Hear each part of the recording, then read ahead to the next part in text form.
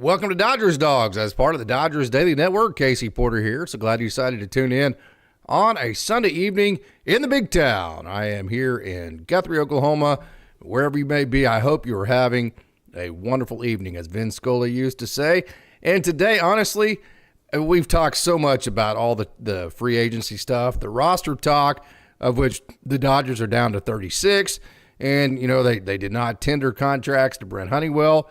They did not tender a contract to Zach Loge. And so get down to 36. We've talked about all the trade candidates. We had a big, long show about all that.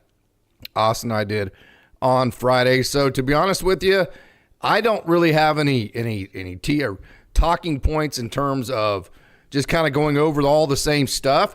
If you have any new points and topic points and talking points that you'd like to talk about as far as the hot stove goes, hey, let's do it. Let's get a great crowd going over here on Dodgers Dogs. Let's get some great conversation going, and let's talk Dodgers baseball. Other than that, though, what I really have for you tonight, kind of with the way I wanted to back this thing up, is I wanted to talk, we always hear about how the Dodgers have the best developmental system in all the game of baseball. And I'm going to kind of explain this a little bit at a time. We have a great crowd logging in. History man, go Dodgers, and God bless yourself. Thank you so much for joining. Ela Shiva, let's go Dodgers. No doubt. Thank you so much for joining. Craig, thank you so much for joining. Hey, Wilmer Edwards, thank you for joining. So, hey, I'm by myself if you can't tell. So if you have any friends out there that like Dodgers baseball, get on the text, get on the social media, tell them to come on over to Dodgers Dogs, and let's talk some Dodgers baseball. So where I wanted to head with this tonight is I wanted to go through and kind of talk about some prospects in the Dodgers system, obviously answer all of your questions. The first thing I want to do is I want to answer all of your questions as far as anything that you might have. I want to talk about any topics that you want to talk about, and let's do that first, no doubt about that. So whatever topics you want to talk about, get them in the chat. I labeled this as open chat, and that's because I want you guys to determine where we go with this show. So, hey, Ela Shiva, why are the Dodgers starting contract extension talks with Tommy Edman now?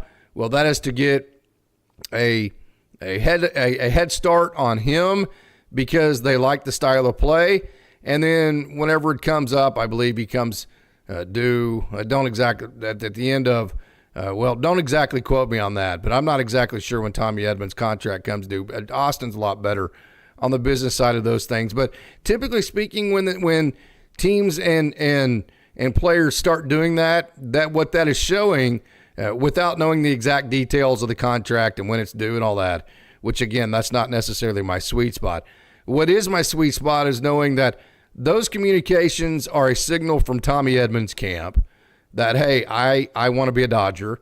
Okay, so let's just get this out in the open. I want to be here. I love being here. So let's get these talks started. And then on the other end, that's an admission from the Dodger side that, hey, we like having you here. We want you to be a part of this process. So, hey, I agree. Let's get this started. Let's get this party started, and let's figure out how to make Tommy Edman a Dodger for longer than just what the contract is. So that's exactly what that would mean, Ela Shiva, is that both sides are telling each other that this is a mutual agreement, that it's a good deal, and both sides want each other. So a great crowd we have logging in. Wilman, I appreciate your comments. That Casey, you are the man. What's happening on the Soto front? Nothing that I've heard. I have not heard any new news on Juan Soto. I think that's going to be a situation to where his agent and he is going to play that out to the last detail. So any news that comes out, I'm hesitant to begin with just to say, okay, well, that's exactly the way it is. Or, we heard that there might be a club option, or not a club option, but an opt-out after 2 or 3 years, which if there's an opt-out after 2 or 3 years, I think that gives him even more leverage at that point. But, again, I don't have any new news on Juan Soto other than I will say this, whatever news comes out, I think we've seen this in the past. I think it's going to be a situation to where Juan Soto and his agent are trying to create a position of leverage for them. So I kind of take all of the things that come out prior to whatever happens in one ear and out the other. And I think it's going to come down to how badly do the Dodgers want Juan Soto? Are they willing to pay 10 or 11 years for a guy that's not very good on defense, for a guy that maybe in 5 or 6 years from now might not be nearly as elite on offense, and that for 5 or 6 years of that contract, you're getting a terrible defensive player and not a great offensive player again. So I think that's how much of the Dodgers wanting to lock themselves into something like that is going to be the determining factor. I think they're going to pursue Juan Soto, but they're going to do so from so you sit down and you go, okay, exactly how far will we go in the Juan Soto deal? You can sit down as a group. You heard me talk to Billy Gasparino, all those smart people. You sit down, you come up with your plan. This is what we would be willing to do to get Juan Soto. You present something less of that, so you have a little bit of bargaining room, right? You guys have all bargained before, guys and gals out there. And then if it gets to be a point to where the Juan Soto camp wants something so much bigger than what you're willing to give that you just don't see any way that there's going to be any way to meet, then that's when you quit the talk. So I still think that yeah, no doubt, Pinsanity, the Tommy Edman long-term Dodger sounds great to me too. So yeah, howdy, no Soto, says Racy Auto Parts. I'm on that bandwagon just because I want Teo back, and then I think also if you do the Teo thing, I've said this several different times, I think that gives the Dodgers more flexibility to go fill out the rest of the roster. I've gone through the 6 guys. I want Teo, Trinan. I want those guys signed back. I think Hiroki Sasaki and Clayton Kershaw can sign after the spring break and the spring break deadline, which the big part of that is that at that point, then you get to put your 5 60-day IL guys on that 60-day IL, which opens up the roster spot. So you have 4 right now that are available. If you trade Gavin Lux, that's 5. And so Hiroki Sasaki not counting, that gets you all 5 of the guys that I want. That would be Teo, that would be Trinan, that would be Hassan Kim, that would be Blake Williams, or Devin Williams, and then that would be Corbin Burnes. And then you sign Hiroki Sasaki, the international deal he's not going to post until later. You sign him during the spring training setting when the 60-day ILs get cleared off your 40-man. You sign Clayton Kershaw at that point, and I think that's the plan right there that I would put together. Versus that's my counter to going getting Soto. I'd rather do that than go get Soto and put a kibosh on basically the rest of all that. What a great crowd we have logging in. What a great chat. Again, by myself, I want this show to be driven by you. The only topic I have really is the developmental system in the Dodgers. The Dodgers system, we hear about it all the time, but I would rather not talk about that, and I would rather talk to you, no doubt about it. So let's get that chat lit up. Let's get people over here, and let's have a good show tonight. Christopher Navarro signing Teo, Buehler, Adames, and Fried. Snell is better than Soto. He is a DH in the making. Yeah, you're kind of giving the same, change the names, but same philosophy, Christopher. I think we're probably going to differ on the names, but I think we're on the same path in terms of philosophy, though. Hey, History Man says Roberts will probably get an extension before next season. I hope so. I've always said that I like Dave Roberts. One of the things, the big comments and questions I wanted to get to with Billy Gasparino was, hey, how rewarding is it that Dave Roberts now is finally going to get his credit? So I think that should be, I think that's something that is exciting for me. And so I'm glad somebody else has recognized that he probably will get an extension. Pinsanity, the only way Soto is a Dodger is if he wants to be a Dodger and signs a deal that gives the Dodgers an option to get out of the deal. There you go. Right? So the Dodgers say, okay, like I said a minute ago, this is how far we'll go on Soto. And if it's not close, then we're out, right? Okay, we're going to go get the other guys and call it good. Hey, Craig Osterberg, Blake, Snell, Clint P. like to sign. Okay. All right. Wilmer Edwards, negative on Soto. Elishiba Jones, is a new first base coach going to be great at his new job? Going backwards from being Rangers manager sounds unusual. Well, Chris Woodward has experience in the system, and the Dodgers, they love going back and getting we see this even with players. We've seen it with Kike Hernandez. We've seen it with different guys where the Dodgers will go back and get a guy that they're familiar with, that is Chris Woodward. So I think they like the fact that it's not just the first base coaching. The first base coaching, honestly, probably for Clayton McCullough, was like the least important thing that he did. I mean, you have a major leaguer standing at first base. You don't yell back, right? I mean, by the time you yell back, a major league guy that's at first base leading off is already out. So really the first base coaching was probably the least significant impact that Clayton McCullough made. The biggest impact was working with all the defensive guys before the game started. I'm telling you, man, they bragged to no end about Clayton McCullough. So I think where Chris Woodward's going to earn his stripes isn't necessarily coaching first base. It's going to be, can he replace the actual on-the-field and pregame coaching that Clayton McCullough did in the organization? I think that's going to be a big part of whether he actually is able to replace Clayton McCullough at an equal level or not. What a great conversation we have going on about Dodgers baseball. So Christopher Navarro Casey, you want Hassan Kim over Adames. Can you please elaborate? Yes, well, let me get to actually a tweet the other day that if I can get to it, definitely that Hassan Kim, I think he fits the Dodgers a little bit better. So I think I can get to that right here. Okay, so here we go. Willy Adames hit 217 in 2023. He hit 238 in 2022. Hassan Kim hit 260 and 251 during that same period. Adames had a better year last year at 251, but he also had 173 strikeouts, and his OPS was not up to 800. Okay, so you're talking about 173 strikeouts, which is okay if you have an OPS like at 900, right? But you had 173 strikeouts last year with Willy Adames with an OPS below 800. So that is not a good trade-off at all.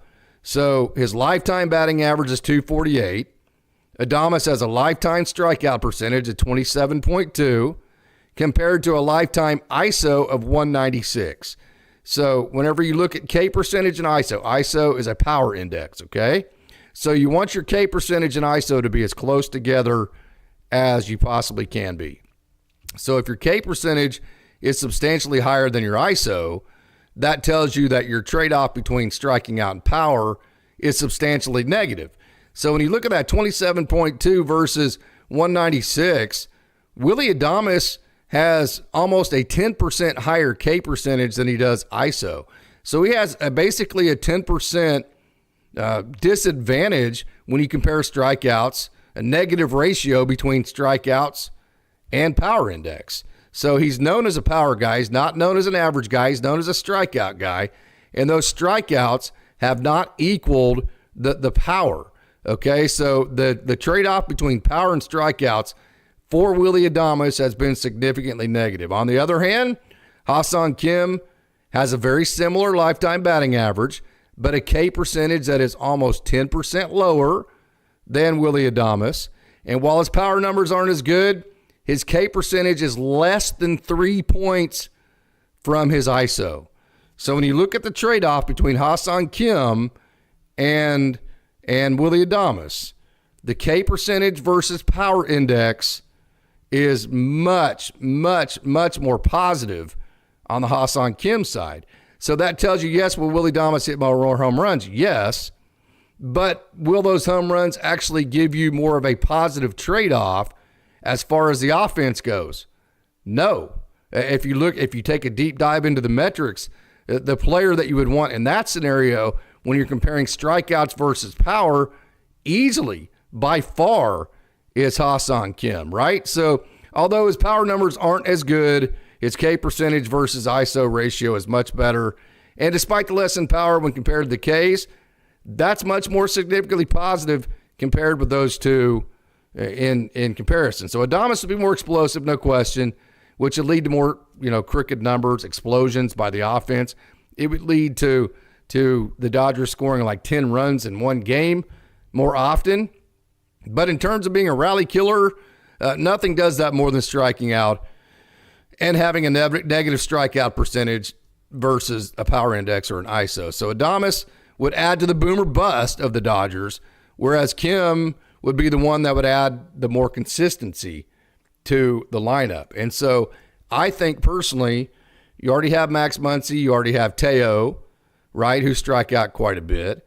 I think adding another consistent type bat at the bottom of your lineup to go with Tommy Edman, you put Tommy Edman, say, at the 9 hole, you put a Hassan Kim at the 8 hole. I think what the Dodgers need is the consistency from Hassan Kim and the more positive trade-off between strikeouts and power than what Willy had done. I don't think they need the explosiveness of Adames. I think they need the consistency of Hassan Kim. So that's my reasoning on that. I'm sure there's going to be quite a few people that disagree with me, but that's where I'm at. I think the Dodgers could use one more of those bat-to-ball, winning baseball play type of players position-wise in their lineup. History, man, yeah, I was talking about Robert's extension there.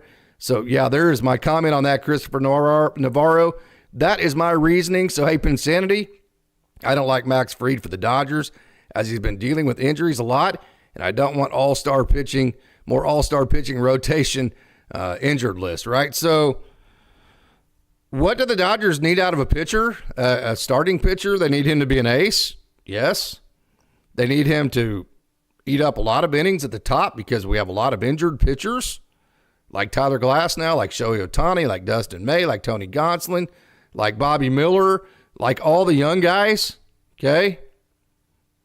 So you need a guy that's durable, that's always been durable. So I guess the question is, there's two philosophies on this. So if a guy's 3 for 4, do you walk in because he's 3 for 4? Or is he the guy that you want to go attack because the odds would say he's due to get out, right? So some people would say, hey, Corbin Burnes is due to get injured because he never has been. And so because of that, you want to stay away from him because his injury's around the corner. He hasn't had it yet. Whereas the other camp, the camp that would walk the 3 for 4 guy because he's hot that day, would say, hey, this is just a guy that's durable. He's always been durable. And he might not be in the future, but you don't know that. All you do know is that he always has been durable. And so because of that, that's the guy I want. So I think the Dodgers need an ace level. They need somebody that's durable, that will knock down innings. And then they need somebody who has shown in the playoffs, has shown in the big moments. The guy that checks all of those marks is Corbin Burnes. I haven't seen anything out there yet that shows me I'm wrong on that. So obviously it's going to be about 7 years. We'll see if the Dodgers feel the only argument against that, and Austin's made a really good argument against that, is that he might be on the wrong side of the aging curve as far as the structure of his contract and the 7 years and the back end of that. But beyond that, I have yet to see anything that has convinced me that where I stand right now isn't the right position. So that's where I'm at on that. Hey, Noah Ortega, it would suck if we signed Soto for 12 years and he turns into a Mike Trout generational talent that keeps on getting injured and can't stay on the field. But unlike the Angels, we already have a DH. It would also suck Noah Ortega if he declined substantially offensively, which during that 12-year, you're going to get probably 4 or 5 really good years. After that, all bets are off. And he's already not good on defense. So what are you going to get out of the last? Oh, shoot. Basically at age 31, hitters start slowing down. There are exceptions to the rule. Freddie Freeman, obviously, those kind of guys. But by and large, about age 31 is where guys start slowing down. So can Juan Soto continue to be a great offensive player after that? Of course. But will he continue to be the type of offensive player that he is right now that you're signing him to? Probably not. And so you still have 7 years. If you sign him to a 12-year contract, you'd still have, 7 years left on that, right? And after the age of 31, that's just, I'm not huge on it. Analytics, I like analytics. I use them to an extent, but that part of it really gives me hesitation. So we'll have to see how the Dodgers look at that as well. But again, he's a generational talent, and Austin's going to talk about him tomorrow and really break down just how elite of an offensive player that Juan Soto actually has been in his career. Hey, I can't thank all of you Dodgers dogs out there enough for tuning in and making this chat what it is. This is absolutely awesome. Let me remind you, hey, if you haven't done so, hit that like button, right? I think we have only 13 likes so far. And then leave a comment, and not just in the chat, but in the regular comment section. And then hit that subscribe button if you have not done that yet. So, hey, Pinsanity says that Mike Trout was really good on defense. So that definitely makes a big difference there. So, hey, and we're going to keep reading these wonderful comments. Okay, Pinsanity, more worried about Hassan Kim coming off a big injury. Yeah, that would be the concern there. I can't argue that. I think the Dodgers would have to figure out something. Of course, that something would be Tommy Edman and Andy Pages in center field. They're very well equipped to handle whatever amount of time they would need to get Hassan Kim back. So I think that's something the Dodgers would have to vet. And what I would say that to that Pinsanity is if the Dodgers do go after him, like they did Jack Flaherty, who the Yankees, who the Dodgers beat in the World Series, they point blank said they stopped pursuing Flaherty because they didn't like the back issues with him, right? If the Dodgers vet this guy and they feel like he is healthy enough to bring into the system, then I would trust what they've found in terms of health, at least where he's at right now. Daryl Jackson, the Dodgers don't need Willy Adames. That's just my opinion. I don't think the boomer bust is where I'm at, right? Pinsanity, I think the Dodgers are going back to the Mookie at shortstop since they said he was going to the infield, not second base. Well, I think they have to say part of that because Gavin Lux is still in the system, right? So as long as Gavin Lux is in the system, keep in mind that dude had a great second half of the season. So if Gavin Lux is constantly having to answer questions like, hey, where the hell do you fit in, right? I mean, that kind of deal, it's not fair to Gavin Lux. So I think you create a narrative that Mookie goes back to shortstop. That gets you off of all the Gavin Lux narratives, and it's just respectful to Gavin Lux. And remember, he was a starting second baseman of a World Series champion team. He was a starting second baseman that had a hell of a second half of the season. So I think it's a respectful thing to create a narrative that gets people off of the automatic assumption, and I'm probably one of the most guilty of it. So trust me, I'm not on a high horse, that Gavin Lux is not a big plan of 2025. Because if he is, you don't want to have any resentment or hard feelings in that scenario. So I don't know if they are or not. I do know that that would be a good strategy to bring that narrative out to show respect to a Gavin Lux. So, hey, and if things don't work out, Lux will be off the team before the deadline. Noah Ortega, I just found out recently that Max Fried and had Tommy John surgery in 2014, just like how Buehler got his in 2015. What are your thoughts on it? Tommy John does not scare me. I have talked to so many pitchers that have, well, I think almost all of them in the Dodgers system have had their Tommy John. I talked to Orlando Ortiz Mayer today. He has not had one, but all the rest of them, like I'm looking at a picture right now of Jack Dreyer, they've all had Tommy John. Tommy John doesn't bother me whatsoever. The second one, I said I'd even walk with Buehler. They are so scientific with this. That didn't bother me either. I think Walker Buehler is going to be just fine. We saw that in the World Series. So in terms of just the Tommy John aspect of it, Noah, that does not bother me at all. That doesn't keep me. If I think a guy that is ready to help, then that aspect alone does not keep me from going after a guy. Fried is a 5 ERA guy in October, has been dealing with injury in 2024. I'm out. I'm with you.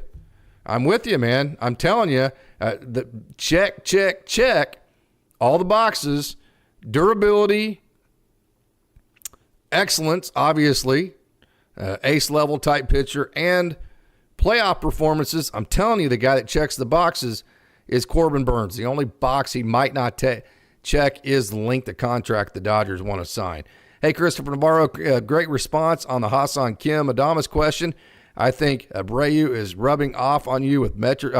Austin, Brubaker, rubbing off on you in metrics. It's a good thing. Yeah, no doubt. And like I said, I like metrics. We've always used, say, the advanced analytics, and that kind of deal. It's just when you listen to these players, and here's another thing when you're talking about the developmental system, the analytics are great, but what you'll hear them say is they're great for like practice. They're great for like developing a plan. But when you go out there and you compete and it's you against the hitter, the analytics got to be out the window. So I believe just exactly like the Dodgers do with the analytics. I think they have a great place in this game, but I think also you have to understand when to throw them out, put the analytics book down, and say, hey, we're not doing analytics. We're just going to feel it right here, and we're going to go for it. Kind of like Dave Roberts did in the playoffs whenever he walked out to Blake Trinan and said, how we feel, big boy? And he said, I'm fine. He said, let's go get it. Kind of like whenever he didn't put Michael Kopech in the closer spot when a lot of people thought he should have. Kind of like just the way that he managed the entire postseason. Yes, there was analytics to it, certainly before the game started. You heard Billy Gasparino talk about how, yeah, they do have conversations, but Dave definitely is the one that puts the lineup together. But then also it has to be a mix of both. So that has been definitely a good look and a good mix. And a good one thing that's beautiful about Brubaker and the great job that he does is that he's able to actually explain. So there's one thing to have analytics. The one thing that some baseball people don't like about them is that they create cookie cutters. Like the Yankees, they wanted everybody to have like a certain launch angle and a certain exit velo. And they wanted everybody in their minor league system to be the exact same that way, right? So that's what makes the Dodgers developmental system so good is that they use those analytics, but they use them on such an individual basis that they're able to use them differently for each one of their players. They're not trying to create cookie cutters. And so what Austin does such a great job of is relating it to each situation and trying to figure out how much of the analytics to infuse into each situation to make it actually the most beneficial for each player that we're talking about. And then Austin's able to understand it and explain it so well that guys like me can see the benefit in it, not just understand it. A guy like me doesn't want to just understand it. I want to understand the benefit of it. Like, how does this actually help a player? How does this help the Dodgers? And I think that's where Austin really does all of his great work. Hey, Mike Lopez, do you like Snell as a left-handed pitcher or trade for Luzardo Crochet? Mike, I'm going to say point blank, the Dodgers won in 1988 without a lefty. They won in 2024 without a lefty starter. I want the Dodgers to get the best pitcher. I would rather them have Corbin Burnes than Jesus Luzardo. I would rather them have Corbin Burnes than, say, a Jesus Luzardo just because they think they need a left-handed starter. So the Dodgers have won their last two full-season World Series without a left-handed starter. They can easily, if they go get Corbin Burnes, why wouldn't they win another one this year? If they go get Corbin Burnes and Shohei Ohtani, they manage his workload, and he's available at full capacity for the playoffs. They manage Tyler Glasnow's workload. He's available at full capacity for the playoffs. Yoshinobu Yamamoto is at full capacity for the playoffs. And then you have wild card guys like Dustin May, Tony Gonsolin, any of the rookies. Who's going to beat that team? Right? I mean, the Yankees aren't going to have Juan Soto. So go out and get the best pitcher. Go out and get the guy that is the highest level ace that fits what you need, which I think the durability, the ace level, and the playoff performance, I think that trumps just saying a guy is left-handed. So I'm not on the go get a lefty train just because you need a lefty, and I think the last two full season world championships for the Dodgers would back that up. Hey, Pinsanity, no qualifying offer, shorter term deal. Best strikeout stuff, good in October. He's actually trending down on the walks. Orlando pitchers are like cars. That's another thing about Corbin Burnes. He's trending down. Okay, I'm going to go ahead and squash that because he's going to get into the Dodgers system and he's going to excel. They're going to get out the iPad. They're going to get out the Rapsodo. They're going to get out the TrackMan. They're going to get in that Prior Lab, and that trending down deal will stop, and it'll stop really fast. And not to mention, you're going to have, if you had Hassan Kim at shortstop and Mookie Betts at second base and Freddie Freeman at first, and you had Tommy Edman in center, and the Prior Lab, The trending down part of it is not in any way, shape, or form a concern to me, because we see this. The Dodgers do this all the time. They go get guys that off the scrap heap. I mean, Ryan Brazier, Chris Martin, Yinsi Almonte, Evan Phillips, right? The downtrends get fixed in the Dodger system. So that's not even a beginning of a concern for me in terms of, if I want this guy and everything fits, there's no way that, he's trending down would affect my decision-making in those terms. So, hey, Pinsanity says, I've been on the Snell train lately. Yeah, I can understand that. My concern with him is injury and endurance, right? I mean, I don't want to add another guy that's going to add to what all the issues have been for the Dodgers. So you're adding another guy that is just going to add to the chaos, right? Another guy that he's healthy, he's not healthy, he's healthy, he's not healthy. Here comes the up-down train. You're having to throw bullpen games, because that's my concern with Blake Snell. So, hey, we have a great crowd logging in. I can't thank all you guys enough. Mike Boyer, thank you so much for joining. Nothing a whole lot new, just a lot of great Dodgers baseball talk. Hey, Christopher Navarro, chat input, sign 1. Sasaki is a given. Snell, Buehler, Burnes, Fried. Who is your must sign, and why is he the perfect for LA? Yeah, I mentioned that Burnes is the perfect one for me because he is the ace, he is durable, and he has performed in the playoffs. Hey, happy Sunday fun day to everybody out there. Racy Auto Parts, Juan Soto will get lazy after. That's another big deal. After you sign a huge contract, where's the motivation, right? I mean, Juan Soto was really good he was way better than really good for the Yankees this year, but he was in a walk year, right? So what happens to a guy after he signs an 11-year contract? I mean, Mookie Betts is special, right? And there's been Dodgers fans accuse him of going bowling too much or not caring enough, which is crazy. I mean, it's not true. But there's been that conversation about Mookie freaking Betts, right? So what about Juan Soto at 11 years? I mean, what's he going to do? Or 12 years? You give him a 12-year contract and it's all guaranteed and all the leverage is on his end, then how is he going to handle that? What type of, is he going to have the same type of motivation? That is a great point right there. Absolute great point, 100%. Christopher Navarro, Lux is good when he plays every day, no platoons. I totally agree with that. Lux is a guy, I'm going to say this point blank, this is my opinion. Lux is a guy that runs on confidence, lack of confidence. He's a guy that you need to tell good job to. He's a guy that you need to pump up. He's a guy that can lose his confidence.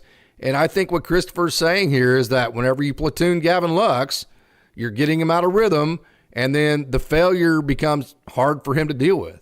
And so I would agree. I don't like necessarily the platoons.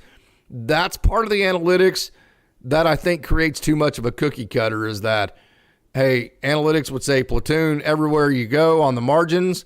And I think there are times to where that becomes too cookie cutterish. So, hey, Mike Lopez, we have a ton of pitching, especially with Gonsolin and May Miller.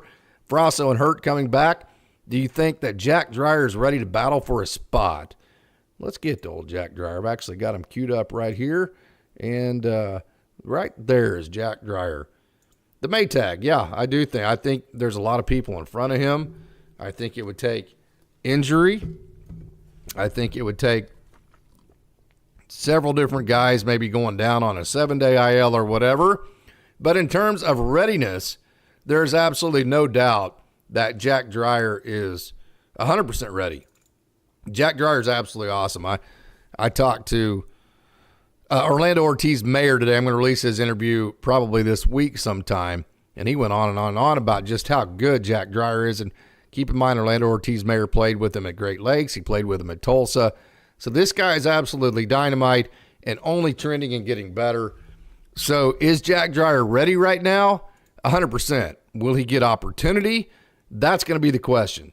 We don't know. So we'll just have to wait and see how that goes. But that is a great question about Jack Dreyer. No doubt about that. Wasn't Gavin a 340 hitter in AA? He's an all-star type player if he settles in, says Robert Thomas. Yes. Gavin Lux, by the way, and let me get to some Gavin Lux video here just so we can kind of show you some of his minor league highlights so you can see how he was back then, which none of that matters because it was a long time ago, but it was kind of fun, though. Here is Lux at shortstop right here. Let me actually flip that over. So this is Gavin Lux at the minor league level playing shortstop. Now, that's actually Dustin May pitching. You got to keep in mind that Gavin Lux, coming out of 2019, was the number one prospect in the minor leagues. So this dude, I saw it with my own eyes. I was on the grounds crew in 2019 at Oklahoma City. I was actually there when Gavin Lux got taxied out for his first call up to the major leagues. And I can tell you, he's one of the most impressive players I ever saw with my own eyes. So, yes, Gavin Lux was absolutely awesome at the AAA level. It has been a major league season that's seen a lot of ups and downs with him. But I would agree, letting him settle in definitely is a better route for him if he's going to be around. I personally don't think he will be. I think it'll either be Tommy Edman at short or Willy Adames or a Hassan Kim. I think Mookie Betts eventually will be at second base. So, hey, Austin Brubaker, thank you so much for joining. Austin usually isn't available on Sundays. I didn't even ask today. Hey, hope everybody is having a great Sunday. If you have not checked out our Friday night show, Austin just does a knockdown job talking all through the roster, who's available, trade targets, and all of that. So go back and check that out. Definitely. Christopher Varro was the number one prospect for 2 years in a row. Yeah, play him or trade him. I totally agree with that. Hey, so good evening, Austin. Thank you so much for joining. I want Trinan back, says Ela Shiva. I absolutely do as well. Trinan is one of my guys. Teo and Trinan are the two guys from the Dodgers I want back. And then obviously Kershaw, I think you get at the 60-day. And I've talked about the five guys, Hassan Kim, and then also Devin Williams and all of those guys. So those are the five guys I went over earlier that I would go pursue. And in the Dodgers, if you trade one guy, which would be Gavin Lux, they have the roster spots already available for all the guys that I would go get. Hey, Mike Lopez, the only batter I would love to trade for is Vlad Jr., who can play first base and third base and has an elite defense and is a year younger than Soto. Yeah, third base would be nice. I do think Max Muncy will be the third baseman next year, but the Dodgers are still looking for their third baseman of the future, of which I think if this guy right here, let me throw you up some video, and he did not have a good year last year. I'm going to point blank say that at all, okay? But this guy right here, let me get back to my program. Let me back this up. This guy right here I think is the best candidate in-house. As of right now, I think Cody Hosey stands a good chance of getting picked up in the Rule 5, and to be honest with you, I hope he does because I want him to have a chance. He's already 27 years old, and he is to the point now to where he needs chances at the major league level. He's getting old enough to where he needs to do that. So this is Jake Gelof, young man out of Virginia, and his brother Zach Gelof is already in the major leagues. This is a guy that can do this very well right here. Watch this. Cut, pow, wow. I mean, nobody has more power than Jake Gelof. Absolutely. And another thing about him that I like, see how he's early here? So many times hitting isn't about being perfect because very rarely are you ever going to be perfect. It's about how do you hit whenever your timing isn't perfect. So right here, watch this again. I think this is a really good example of how he can hit when he is not on time. And then he does that right there. He stays behind the ball and goes to right center really, really well. So again, did not have a great year last year, but he is a guy that is super, super, super talented, very soft hands at third base. And I think from a upside perspective, from a potential perspective, I think that Jake Gelof, this guy, watch this hit the other way right here. Bam, right there. I think he's going to be able to do that. And I think he is the most talented third base prospect. Now, if you go get a shortstop, maybe it's Alex Freeland.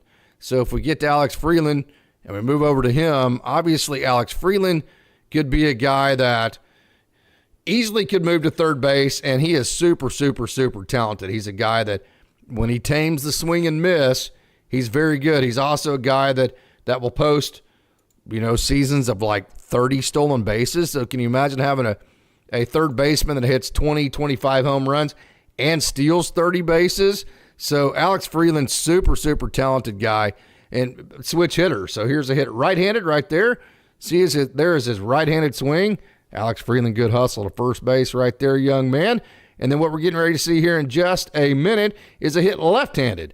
So imagine having a switch-hitting third baseman that can steal 30 bases a year. That would be Alex Freeland and the type of player he would bring if you moved him over to third base. So there are some in-house candidates at third base. I think Max Muncy will be the third baseman next year. Austin Brubaker Sunday's my day off, church day for me. So I just got to go back home. Casey's doing a great job solo. Yeah, I hate these solo shows. They're so much harder than when I have Austin or somebody else with me. So, hey, thank you for that, Austin. But, hey, Pinsanity, handedness isn't why I think Snell is the best for the Dodgers. I think his contract would fit. I'm not worried about the contract. I'm worried about getting the best pitcher to win the next World Series. And I think 7 years, which is what I think Corbin Burnes is going to sign for, is very, very doable, because I think he's going to be simply fantastic for at least 4 or 5 of those. And then you just figure out the last couple. So his contract, to me, would not scare me away. That's 7 years. Hey, Great White Raider, John Tudor in 1988. Funny story about John Tudor. He won me a lot of money. If you remember that Nintendo game, RBI Beisbol, I would always be the Cardinals, and John Tudor would pitch, and he'd throw that little cutter / slider or whatever and a changeup, and he would always get everybody out. And then I would be Willie McGee and Vince Coleman. I would beat out an infield base hit. I'd steal second base. And then once a game, Jack Clark would hit a home run. And we would set up Nintendo tournaments, and I would always win them because nobody could ever figure out that the Cardinals of the 80s never could be beat in RBI Beisbol and Nintendo. So that brought me, that's what it reminded me when I saw that John Tudor comment there. Pinsanity, I think Burnes is the best pitcher, but I think his contract won't be right. I think 7 years the Dodgers can deal with. Ela Shiva, it would be nice for the Dodgers batters to not have to face Snell anymore. Yeah, that's a good point, or any of these guys. That's kind of the point to get Tanner Scott, is that he's kind of the kryptonite to Shohei Ohtani, right? Hey, Christopher Navarro, Tudor was traded for Pedro Guerrero. Old Pedro Guerrero. Funny story about him. So my best friend in the world, Eddie Daves, he's playing for the Cardinals, the AAA team, the Cardinals. And Pedro Guerrero's on this AAA team, right? And they're in Albuquerque, the old Albuquerque Dukes. Matter of fact, they're getting ready to play the AAA affiliate of the Dodgers in Albuquerque, the Albuquerque Dukes. So in their old stadium, behind left field, they had lava rocks, right? So Eddie's a big old dude. He was a catcher, and he could hit the ball a long, long ways. Number 1 draft pick, 1972 out of Guthrie High School. So Eddie's taking BP. This is probably, 1980 maybe, somewhere in there, maybe before that, okay? So he's taking BP, and Eddie's launching balls. This Albuquerque thin air. Eddie's flexing pretty good, and he's hitting balls of the moon, right? And he kind of flips the bat coming off. He goes, how about that, boys? Try that one on for size. One of those deals, one of those manly BP rounds, right? So he says Pedro Guerrero gets up right after he does. First time he'd ever seen Pedro Guerrero hit in person. And Pedro Guerrero starts hitting home runs in BP that are lapping his home runs. And everybody there is just laughing. Eddie said all he could do was just laugh watching how far Pedro Guerrero could hit the ball. Eddie still says Pedro Guerrero is the strongest human being he has ever seen. Not sure he ever lifted a weight in his life, and he could hit the ball further than any player that he ever saw. So kind of an interesting story about him. Hey, yeah, so as we move on here, great talk here. Tudor in 88, Fernando in 81, and Jerry Royce. Yeah. Hey, Casey, lovely Sunday. Just like last year, we're going to have a 40-man crunch. Hence the need to move some guys. Bob Student 10. I think you move one guy. You got 5. You get the 5 I've talked about. I think you only need to move one guy to get all the guys I've been talking about so far on my wish list. Hey, Noah Ortega, Casey's awesome. I rarely watch the show live because I'm always working, but I always listen to the show on my way home from work. Noah, I can't thank you so much. I can't thank you anymore, man. That is absolutely awesome. Thank you so much for that. That means a lot, no doubt about that. So, hey, keep listening. We greatly appreciate you. Hey, Charlie Stokes, hey, Casey, what do you think about trading CT3 for Crochet and some minor league players. We were not doing much with any of them anyways. Our minor league players need to see the big leagues. I don't think Chicago is going to want CT3. Chicago is 3 years away from being any good. So Chris Taylor is not anybody they would even consider wanting at all. So they're not going to take Chris Taylor Jr. or Chris Taylor III, CT3. So it would be all about the prospects to get Crochet. And we would just have to see what the prospect package is. I think Dalton Rushing would be the first guy that they would want. And so we would just have to go from there. So I would have to see a prospect package first. And then I would also say, why not try to make it a 2-for-1 and get Luis Robert Jr. in that package? So that's kind of my thoughts there. I would have to see the package. It would be all prospects. And then maybe a Gavin Lux. They might want a Gavin Lux. But again, he's up for his contract is due in 2 years, I think. That's what Austin said on Friday. So he doesn't fit their timeline either. So the big thing is you got to find teams that feel like they can plug in like a Gavin Lux now, use him for the next couple of years to advance their cause towards a playoff run, right? And so you got to find the right fit, no doubt. Hey, Mike Lopez, we only have 26 roster spots. I think it would be more than beneficial for the Dodgers and their players to trade for an elite player than purchasing, especially on their mid-30s on a long-term commitment. Totally agree. I've said many times, if you go get new guys, get the elite players. And if you're not getting an elite player, like a Jack Flaherty, and when I say Jack Flaherty's elite, he was easily the most elite player that was available at the trade deadline, right? Okay. And so if you're not going to get those types of guys like the Shohei Ohtanis last year, like the Yoshinobu Yamamotos, like the Teo, which considering what was available, I think Teo could be considered, one of the elite guys that were part of the free agency class last year.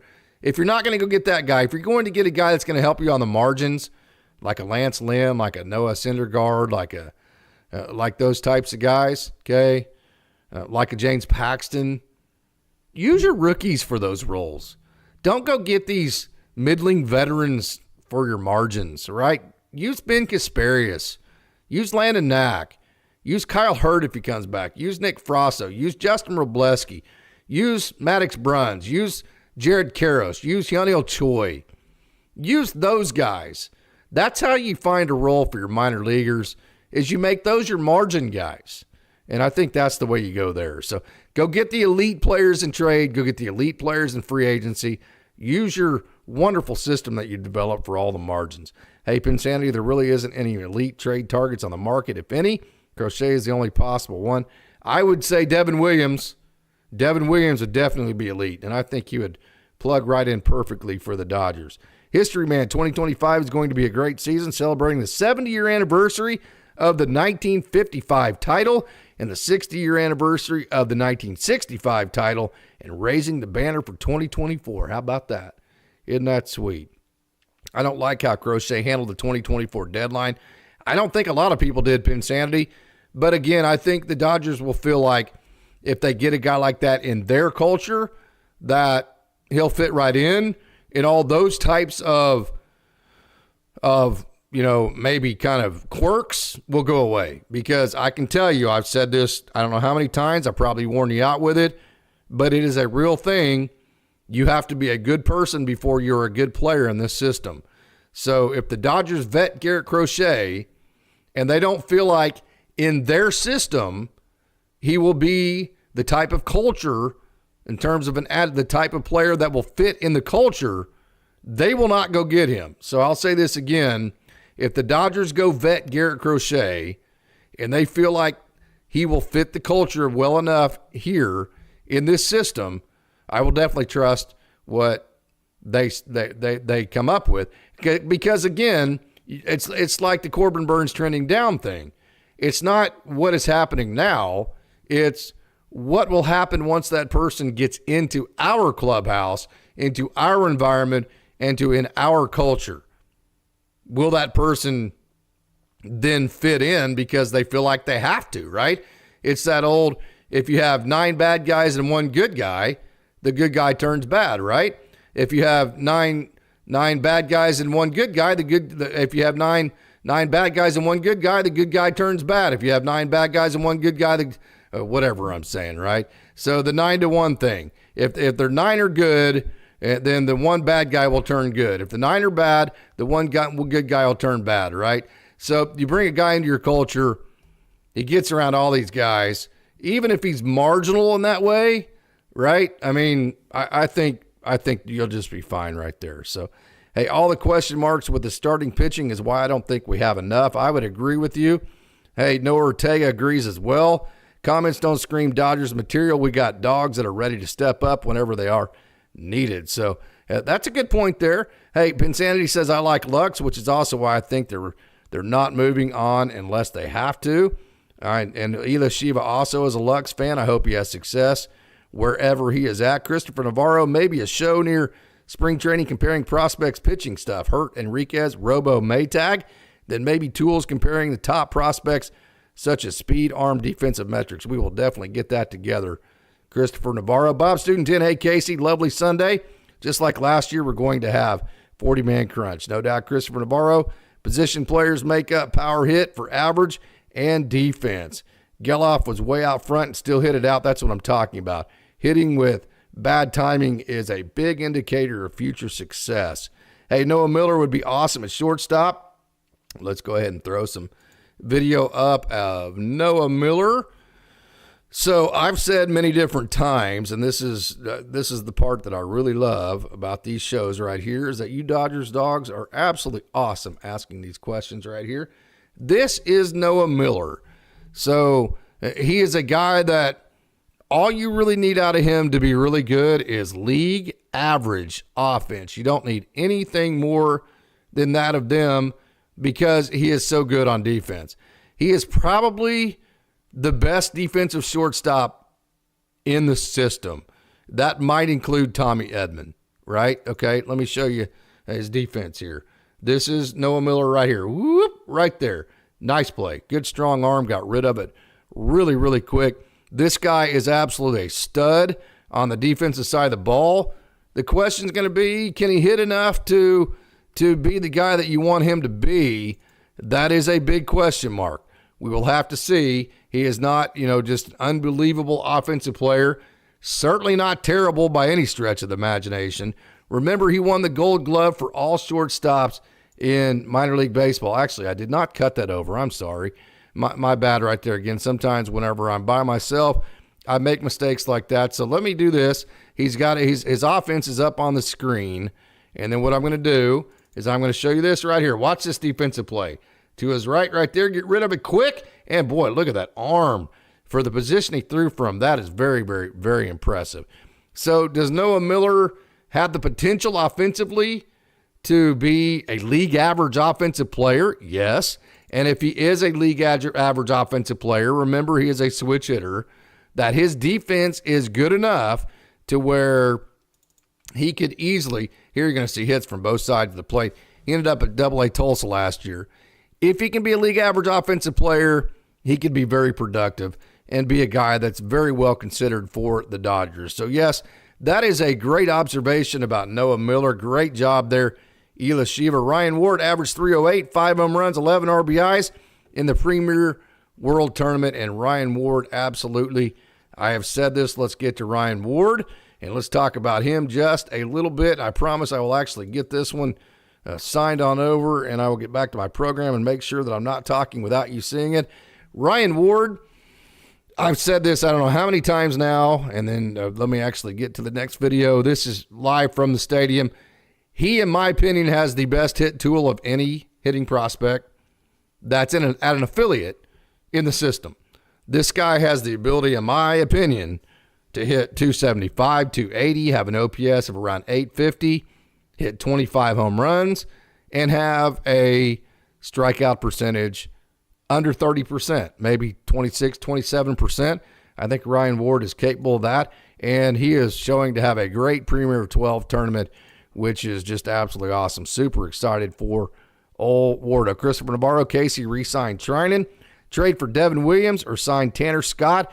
Chat room chime in too. I am on the Devin Williams train there. I think Tanner Scott is a guy that's going to want too many years for me. So I would rather have Devin Williams in a trade. That trade then allows you to probably get rid of a Gavin Lux. Gavin Lux, remember, is from Wisconsin. I think that would be a perfect case scenario for him to go to the Brewers. And then you get a guy that you're not having to sign a reliever for like 5 years. So, hey, I need to know the difference between Alex Freeland and Noah Miller, says Daryl Jackson. Alex Freeland has more power. Alex Freeland definitely has a higher upside on the offensive end. I think they're very similar athletes. I think the defensive end, Daryl, comes a little bit more, it comes easier to a Noah Miller. So Noah Miller's a better defensive shortstop. I think that Alex Freeland has probably a significantly higher ceiling offensively. So that would be the difference between those two. Christopher Navarro says Ward also homered the other night. Actually, I think it was a walk-off home run, if I'm not mistaken. I think he had 2 home runs last Thursday is the way that went. Jeffrey Graham, I'm ready to see what Freeland can do. Think he'll get a September call-up. He's not going to be on the 40-man, right? So I would probably bet against it, but who knows? I mean, we'll see. It's going to, and I do not know this. Hey, Austin, if you're in the chat right now, I'm not sure if he's going to be Rule 5 eligible next year. See why? The reason why Edgardo Henriquez got called up was because he was going to have to be put on the 40-man anyways in the offseason to protect him from the Rule 5. So that question right there, Jeffrey, I will do some research. I'll actually ask Austin. Here's the answer for right now, okay? If Alex Freeland is eligible for the Rule 5 draft next year, he will get a call-up because it'll be an Edgardo Henriquez situation to where the Dodgers realize, hey, we're going to protect this guy. We're going to put him on the 40-man roster, so why not just call him up now and give him some major league experience? So that's going to determine the determining factor of that's going to be whether he is eligible for the Rule 5 draft or not. Hey, Charlie Stokes. Hey, Casey, what would you do to get Crochet? Which players would you give up to get him? I would start with Cartaya. I would probably give up a DePaula. I would give up one of your younger shortstops like an Emil Morales, something like that. I would start with that package right there and then see if they want. I don't think they would want a Gavin Lux because he doesn't fit in their timeline. So I would offer probably a Cartaya, a DePaula, and maybe one of your young shortstops. And then depending on whether you can get Luis Robert Jr., depends on whether you can sweeten that deal up. Mike Lopez, Casey, can you tell us a bit about Chin Hyun Ko, the big young outfitter? I cannot. I don't know anything about Chin Hyun Ko. I will do some research, though, Mike. I don't know anything about that prospect. Sorry. Hey, Noah Miller is the next generation Miggy Rojas. Yes. Very good comp there. A guy that could be league average offensively, very good defensively. Philip Gomez, I feel we need the needed stud shortstop via trade. We have the talent to put and put Edman in center field in platoon roles. More also get 2 top starting pitchers. Philip Gomez, you're right, 2 starting pitchers. Tommy Edman in center. That puts Andy Pajes in right field. That allows you to platoon James Outman with him. You have Teo in left. I'm with you. Hey, Al of Minerva, thank you so much for joining. Trade for Garrett Crochet, Luis Robert, Devin Williams, Vlad Guerrero, and Ellie De La Cruz. Goner, Muncie, Lux, and the farm. Plug Vladdy at third. Ellie leads off. Q Paredes, or keep the ripe fruit till it rots. Boy, that going for it all right there. No doubt about that. Hey, what's up, Daniel Berry Sports Highlight? Thank you so much for joining. Ela Shiva, what will the Dodgers do with Hunter Fiducia? He should go to some other Major League Baseball team, and he is blocked. So I hope the Dodgers give him a chance to go somewhere else. So, hey, I wanted to say this. I have a ton of interviews coming up, right? Today I talked to Evan Shaw. I talked to Orlando Ortiz Jr., got Jared Karros. Matter of fact, I'm going to go ahead and pull that up right now. All the different interviews I have. Just give me just a second right here. I want to list for all of you wonderful Dodgers dogs out there, all the young prospects we're getting ready to talk to and highlight here on Dodgers Daily. So let me get to the calendar right here, and it won't take just a second. Okay, so I've got Coming up, I've got Bubba Aline, who had a great year in Double-A Tulsa. He was the 2023 Minor League Player of the Year, 2022 Minor League Player of the Year in the Big Ten. I've also got Michael Hobbs. I've got Jared Karros. I've got Eric Swan, big young man out of Middle Tennessee State that got taken in a 2023 draft. And like I said, I just interviewed Orlando Ortiz Jr. and Evan Shaw. And then also, I've communicated with Jonah Rosenthal, one of the amateur scouts in the Dodgers system.